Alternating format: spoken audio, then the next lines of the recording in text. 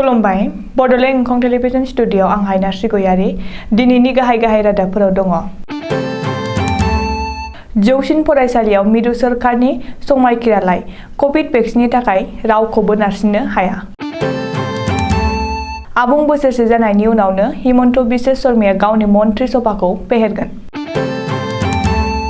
गिबि मन्थ्रिया रायजोनि माखासे बियाबाव उपेरा बिसायख'थि जाबावगौनि इसारा होदों। रायजोआव फिन पुलिसनि एनकाउन्टार 20 कौटिनिबो बांसिन बेसेननि ड्राग्स हमदों। पान्जाब बिधान सभा बिसायख'थिनि खालारखौ सोलायबाय। दानिया फैदो आबुं रादाबाव।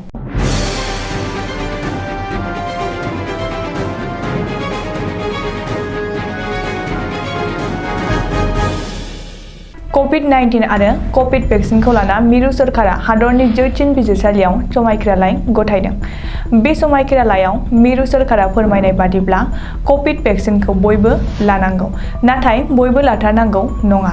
जुदि सोरबा कभिड भेक्सिन लानो राजि नङा बेखौ जर जुलुम नारसिनना भेक्सिन होनो हानाय नङा। बबेखानि कभिड भेक्सिनखौ लाना दासिमबो SOP जारि खालामाखै होननानैबो मिरु सोरखारा समायखिरालायनि गेजेरजों फोरमायदों। नाथाय आसामाव माखासे सान सिगांनिफ्रायनो साफ्रोमबो सुबुंखौ भेक्सिन होनो थाखाय सावस्रि मावफारियाफ्रा रायजोनि खना खनला हाबनायखौ नुनो मोन्दों, जेराव गामि गफानि माखासे बैसोगोरा सुबुंफ्रा भेक्सिन लानो राजि जायाबाबो जर जुमलै भेक्सिन होनो नाजानाय आरो होनायखौ नुनो मोननाय जादोंमोन। बेल' नङा, माखासे सुबुंफोरखौ आयेन आरो पुलिस बिफाननि हुमखि होना भेक्सिन लाहोनायनि भिडिअ'बो ससियेल मिडियायाव भाइरेल जादोंमोन। कभिड भेक्सिन लायैफोरा जायखिजाया सोरखारि अनसुंथाइफोरखौबो मोननाय नङा होननानै गोबाङानो बांसावनाय खौरां फोसावदोंमोन। नाथाय मिरु सोरखारा हादरनि जौसिन बिजिरसालियाव गथायनाय समायखिरालायाव गासैबो बिनि उल्था। कभिड भेक्सिन लानो गोसो गैयै सुबुंखौ जर जुलुमै नारसिननो हाया आरो कभिड भेक्सिन लाहोनो हाया होनना मिरु सोरखारनि बिथिंनिफ्राय रोखायै मख'दों। ओरैहाय भेक्सिन लानाया गोनांथार नङा, नाथाय भेक्सिन लायाब्ला सोरखारनि मावख'आव थांनो हाया, रेस्टुरेन्टआव थांनो हायो। भेक्सिन लायालासे न'आवनो जिरायना थानायाव बुंनांगौ गैया, नाथाय मावख'आव थांनो थाखाय भेक्सिन लाथारनांगोन होननानै गिबि मन्थ्रि डक्टर हिमन्त बिश्व शर्माया बुंदों। गिबि मन्थ्रि डक्टर हिमन्त बिश्व शर्माया गावनि मन्त्रि सभाखौ दानो फेहेरनाय नङा, नाथाय डक्टर हिमन्त बिश्व शर्मानि मन्त्रि सभायाव जायगा मोनगोन होननानै बिजेपिनि गोबांसा गागि MLAफोरा मिजिं फिसिना दं। सा-सानजा भारतनि राजखान्थिनि चाणक्य होनना सानजायाव डक्टर हिमन्त बिश्व शर्मानि मन्त्रि सभायाव जायगा मोननो थाखाय सोरनि खाफाला गेवगोन? बे सोंथिया थांनाय 8 दाननिफ्रायनो सोलिगासिनो दं।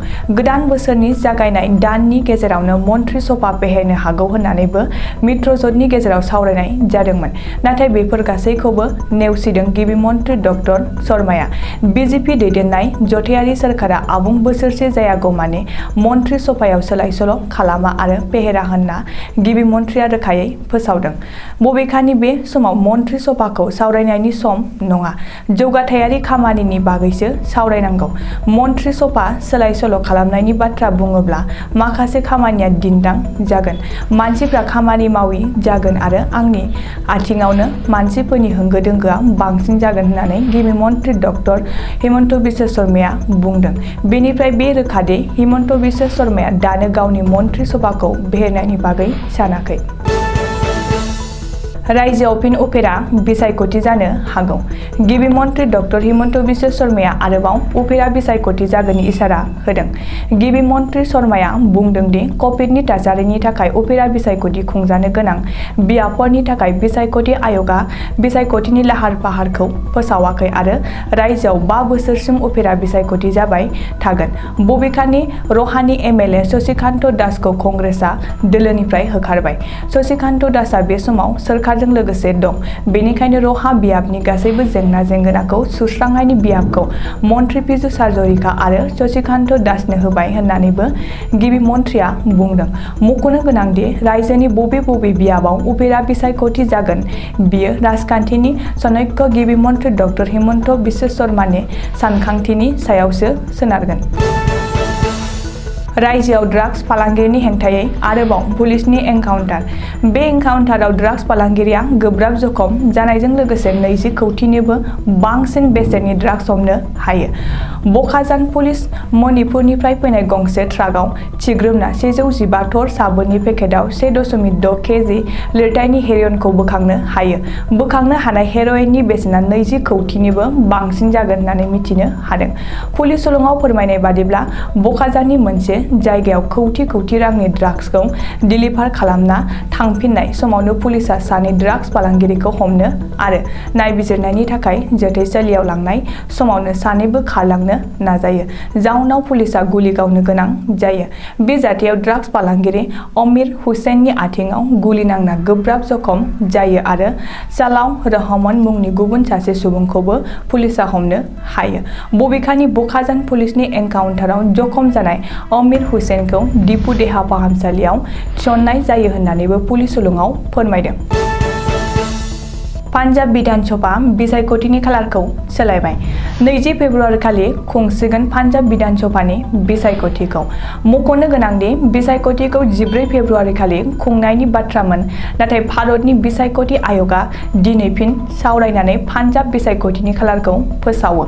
बिसायख'थिनि खालारखौ फोसावदोंब्लाबो भट साननायनि खालारखौ फावसयनाय जायाखै। 10 मार्च खालि भट सानगोन। गुबुन दरब्रै रायजोनि बिसायख'थिनि भटखौबो 10 मार्च खालिनो सानगोन। मिथिनो हानाय बादिब्ला पान्जाबनि गिबि मन्थ्रि चरणजीत सिंहआ बिसायख'थिखौ फावसयनो थाखाय थांनाय 13 जानुवारि खालि बिसायख'थि आय'गनो लाइजाम लिरहरदोंमोन।